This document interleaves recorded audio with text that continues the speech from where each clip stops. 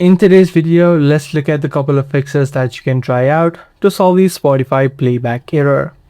The first thing that you need to ensure in this situation is that if your internet connection is stable. If it is not, you can try switching between different networks such as your Wi-Fi as well as your cellular data.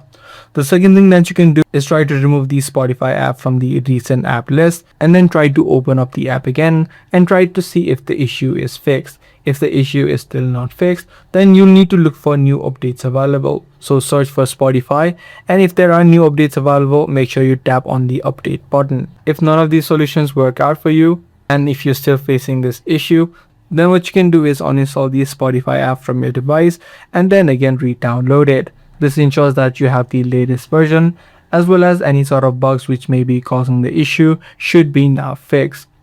Lastly, you'll need to ensure that your device has at least 250 MB of free space in order for you to use Spotify without having any lagging issues.